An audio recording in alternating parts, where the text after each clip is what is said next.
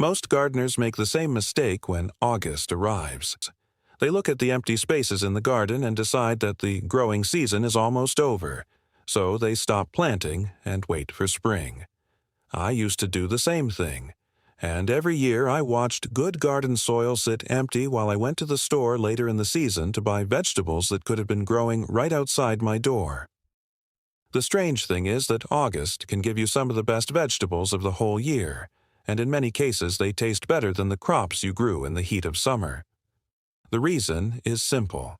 The soil is still warm enough to wake up seeds quickly, but the days ahead are becoming cooler and calmer, which is exactly what many fall vegetables need.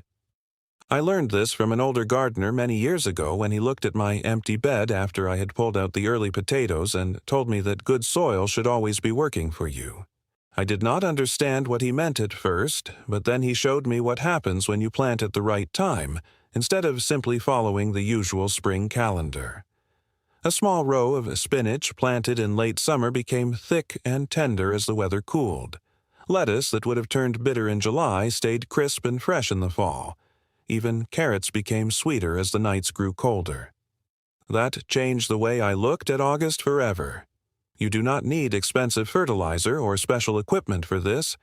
You do not need to rebuild the whole garden. You can simply clear one small patch, loosen the soil, add a little finished compost if you have it, water the bed well, and put fresh seeds into that warm ground. There is also a simple old habit that can save you from the biggest problem with August planting, which is keeping tiny seeds moist while the summer heat is still around. Most people solve this by watering again and again, but there is an easier way that uses almost nothing and can make the difference between a poor row and a strong one. And before I show you that trick, I want to start with the first vegetable I never skip in August, because it may be one of the easiest ways to put sweeter, more tender food on your table before autumn is even fully here. The first vegetable I want you to try is spinach because it is one of those crops that can make you wonder why you ever bothered fighting with it in spring. I remember planting spinach too early, watching it grow nicely for a while, and then seeing the plant suddenly stretch upward and lose the soft taste I wanted. Later, I learned that spinach simply prefers the cooler part of the year, and August gives us a useful head start because the soil is still warm enough for the seeds to wake up quickly, while the weather is slowly moving toward the conditions spinach likes. If you are in a hot area, I would wait until the second half of August rather than rushing it into very hot soil because excessive heat can make germination difficult. I usually choose a variety marked slow bolt because that gives the plants a little more time before they decide to flower. The planting itself does not need to be complicated. I loosen the soil, remove the larger pieces of old roots, add some finished compost if I have it, and make a shallow row. Then I cover the seeds lightly and keep the surface from drying out until the little plants appear. Once they are growing, I do not pull the whole plant when I need greens. I take the larger outside leaves and leave the center alone. That way, the plant keeps making new leaves instead of giving me one harvest and disappearing.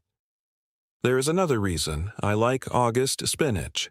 As September and October arrive, the leaves become softer and sweeter, and I can walk outside in the cool morning and pick exactly what I need for breakfast or dinner. It costs almost nothing, because one packet of seed can give you many meals, and you are using ground that might otherwise sit empty. But spinach is only the beginning. The next crop is even faster, and there is a simple old habit that lets you keep harvesting it for weeks instead of having everything ready at the same time. It is the kind of small trick that takes almost no extra work, but once you start using it, you will wonder why you ever planted the whole row at once. The next vegetable I always make room for in August is the radish, and I still remember how surprised I was the first time I harvested an autumn row and realized how different it tasted from the radishes I had grown in spring. I had always thought radishes were simply a quick crop that you planted early, pulled out, and forgot about until the next year. Then an older gardener showed me another way. He told me that warm soil gives radish seeds a quick start, while the cooler days that follow help the roots stay crisp and juicy instead of becoming hard and unpleasant. Since then, I have planted a small row in August almost every year. The important thing is not to make the row too crowded. I used to scatter the tiny seeds heavily because I was afraid some would not grow, and then I paid for that mistake later when the young plants were fighting for space. Now I sow them more carefully and cover them with only a little soil. I water gently and keep the surface from drying while the seeds are waking up. In warm soil, they can appear surprisingly quickly, and that is when I start watching the row instead of forgetting about it. One old habit that saves me a lot of work is succession sowing. Rather than planting one large row and having every radish ready at the same time, I plant a short row, wait about a week, and then plant another small row.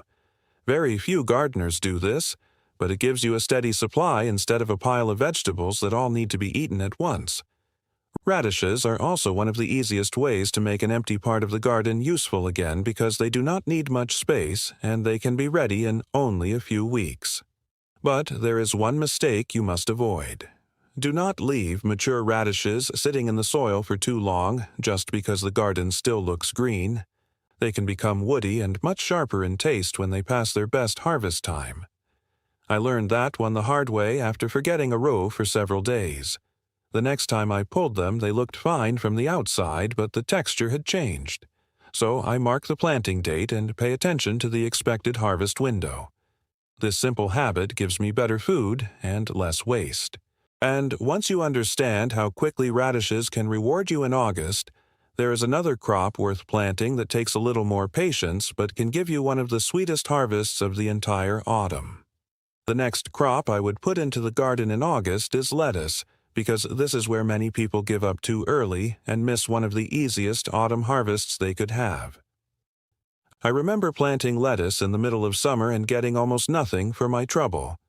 The seeds would sit there, the leaves would struggle, and when the plants finally grew, they often became bitter before I had enough for a decent meal.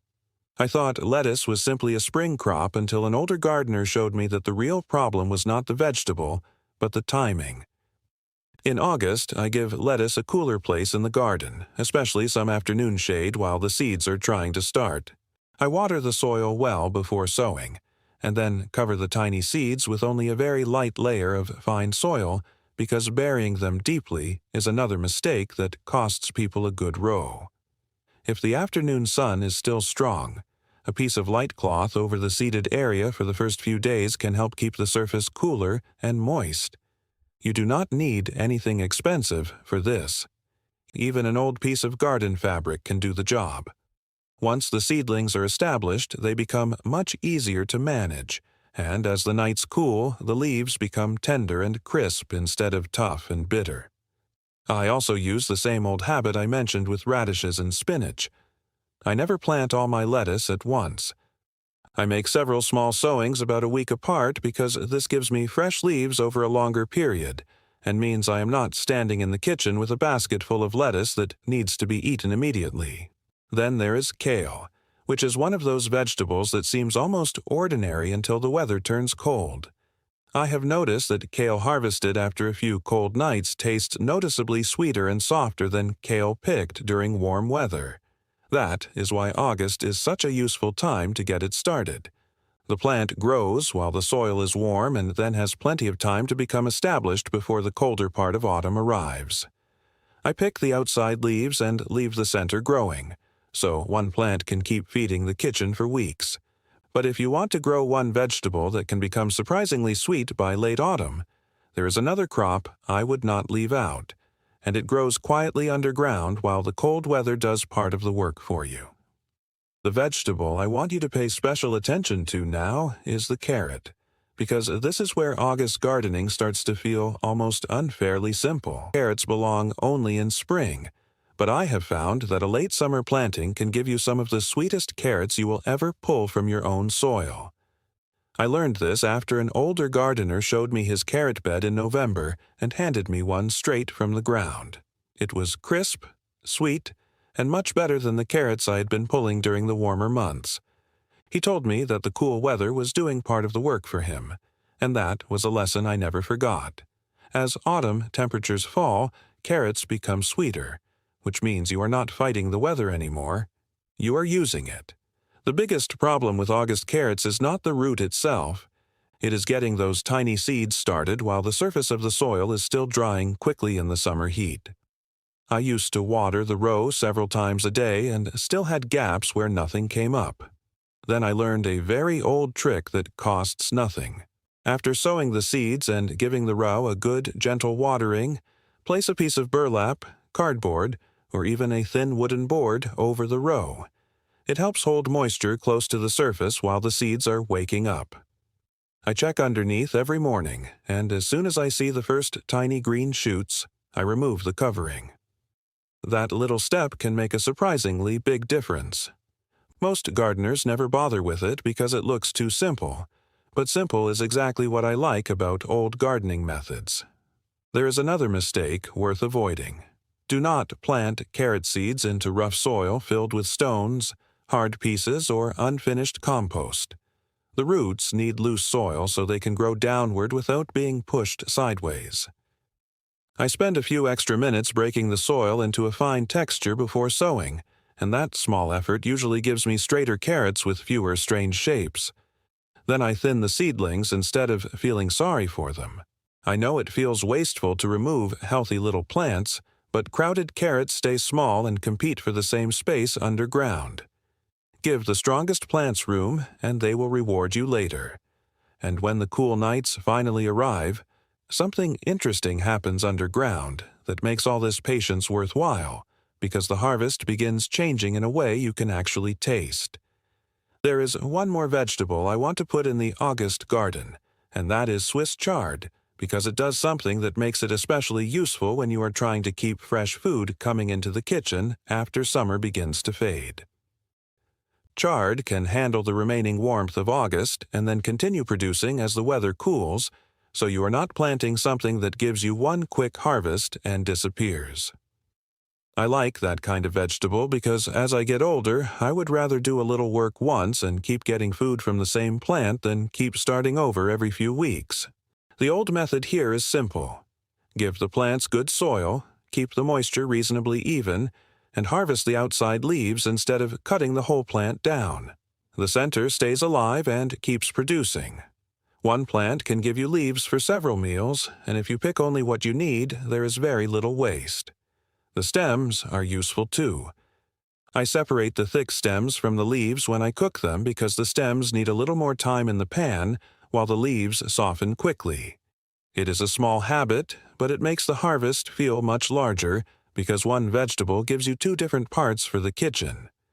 Another crop I like for August is arugula, and this one is especially good if you are impatient because it grows quickly.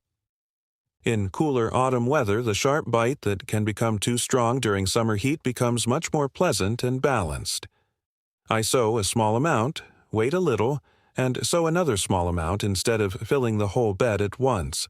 That way, I can keep picking fresh leaves instead of having everything mature on the same day.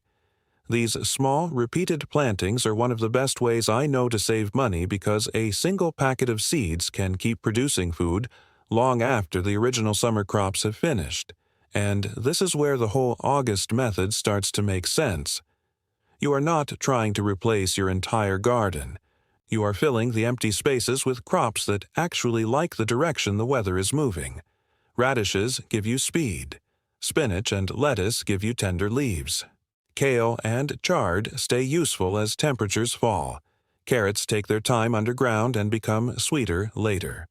But there is one final step that can make all these crops perform much better, and it has almost nothing to do with fertilizer or buying another product. The last thing I want you to remember is that August is not the end of the garden, and it should never feel like you are simply cleaning up and waiting for another spring. For me, it has become one of the most useful planting windows of the whole year, because the garden is already warm, the soil has been worked, and many of the vegetables that struggled during the hottest part of summer are just waiting for cooler days. Radishes can give you a quick harvest. Spinach and lettuce can give you tender leaves when summer greens are finished. Kale can become sweeter after cold weather arrives. Carrots and beets can develop a better flavor as autumn temperatures fall.